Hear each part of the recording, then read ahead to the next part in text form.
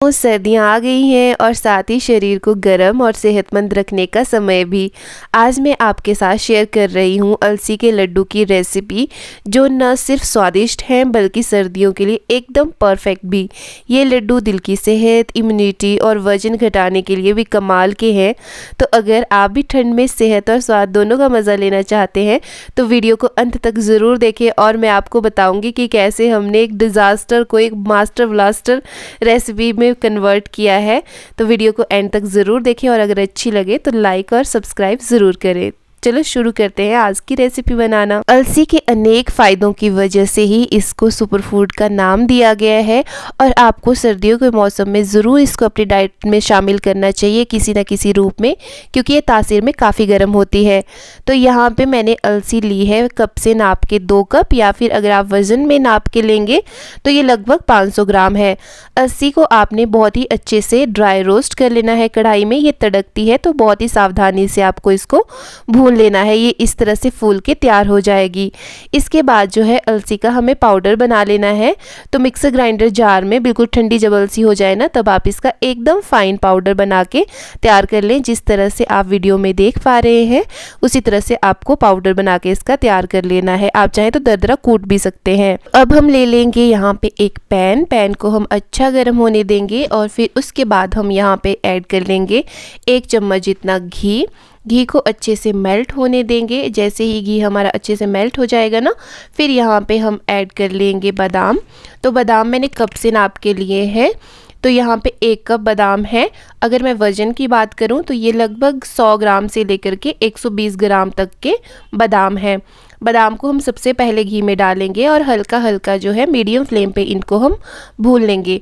जैसे ही बादाम को भूनते हुए 1-2 मिनट हो जाएंगे, फिर यहाँ पे हम डाल देंगे 1 कप अखरोट। ये वज़न में 100 ग्राम है।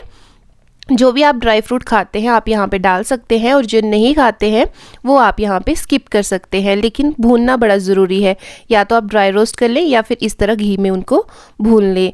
अब जो है यहाँ पे दोनों चीज़ें भून चुकी हैं। थोड़ा सा घी मैं बीच जैसे मैं ऐड करूँगी और फिर जैसे ही थोड़ा ये पिघल जाएगा ना, फिर हम यहाँ पे ऐड कर देंगे सूरजमुखी के बीज, सनफ्लावर सीड्स आधी कप, वजन में 50 ग्राम है। और फिर यहाँ पे हम डाल देंगे पंपकिन सीड्स, जो वजन में 50 ग्राम है और आधा कप है अगर कप से नाप के हम लेंगे। फिर हम लो फ्लेम पे ही इनको अच्छे से भून लेंगे और उसके बाद जो है आपको क्या करना है ना, गैस को बंद कर लेना है।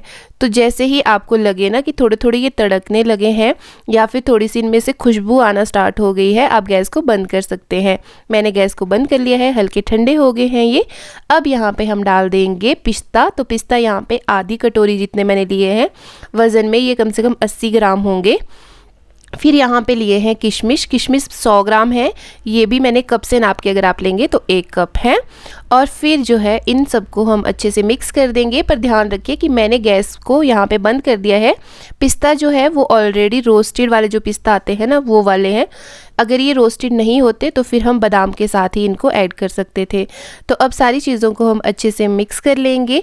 जो पैन की गर्माहट है ना, उसी से ये अच्छे से क्रंची हो जाएंगे। और फिर जो है उसके बाद हम इनको या तो मिक्सर ग्राइंडर जार में या फिर चॉपर में, या फिर चॉप कर सकते हैं आप चाकू से, किसी भी तरीके से तैयार कर लेंगे। मैं चॉपर में चलाऊंगी इनको। तो अब यहाँ पे हमने ले लिया है 1 कटोरी घी। जिस कटोरी से नाप के मैं बाकी चीज़ें दिखा रही थी आपको, उसी कटोरी से नाप के मैंने 1 भरी हुई कटोरी लिया था घी का, जिससे मैंने ड्राई फ्रूट्स के लिए भी यूज़ किया। और जो बचा हुआ घी है वो हम आगे के प्रोसेस के लिए यूज़ करेंगे। आप यहाँ पे आधी कटोरी घी भी ले सकते हैं, या चाहे तो यहाँ पे कोकोनट ऑयल जो होता है उसका भी यूज़ कर सकते हैं, या घी को बिल्कुल ही स्किप कर सकते हैं, आपकी चॉइस है। तो मीठे के लिए यहाँ पे हम गुड़ का यूज़ कर रहे हैं और गुड़ मैंने यहाँ पे लिया है जितनी मैंने अलसी ली थी। तो ये भी लगभग 500 ग्राम है कप से नाप के। अलसी भी 2 कप थी और गुड़ भी 2 कप हमने यहाँ पे यूज़ किया है। तो गुड़ आप अपने मीठे की प्रेफरेंस के हिसाब से ले सकते हैं। 250 ग्राम से लेकर के 500 ग्राम तक का गुड़ बिल्कुल सफिशेंट रहता है। अगर आप कम मीठा खाते हैं तो 250 ग्राम ही यूज़ करें, मीडियम सा खाते हैं तो 300-350 ग्राम तक यूज़ करें, और अच्छा मीठा खाते हैं मतलब नॉर्मल जैसे सभी खाते हैं तो आप 500 ग्राम तक का गुड़ यूज़ कर सकते हैं इस रेसिपी के लिए। अब हम घी में गुड़ को अच्छे से पका लेंगे। थोड़ा मेल्ट हो जाना चाहिए ये एक बराबर सा। फिर जैसे गुड़ मेल्ट हो जाएगा ना, फिर हम इसमें डाल देंगे 2 इलायची जो कुटी हुई है, और साथ ही हम यहाँ पे ऐड कर देंगे मीठी सौंफ 1 चम्मच के जितना। अगर आप घी का यूज़ नहीं कर रहे हैं तो 2-3 चम्मच आपको यहाँ पे पानी के डालने हैं और फिर गुड़ को इस तरह से पिघला लेना है। और रेसिपी में जो मैं गड़बड़ की बात करी थी वो भी यहीं पे हुई है। मैंने अपने हिसाब से गैस बंद कर ली थी, लेकिन गैस बंद नहीं की थी मैंने, और गुड़ जो है वो हल्का ब्राउन हो गया। ये जो प्रोसेस मैं अब कर रही हूँ पुरात में चीज़ें डालने का, ये पहले कर देना चाहिए था, ताकि गुड़ को मैं एकदम से इसमें डाल सकती, क्योंकि पैन की गर्माहट की वजह से जो गुड़ है वो और ज़्यादा पक गया। आप देख सकते हैं इसका कलर चेंज हो गया है। एक्चुअल में ये गुड़ जो है परफेक्ट हो चुका था गच्चक बनाने के लिए, लेकिन फिर भी हमने इसमें डाल दिया कि चलो देखते हैं अब क्या होगा आगे, वेस्ट तो नहीं कर सकते हैं।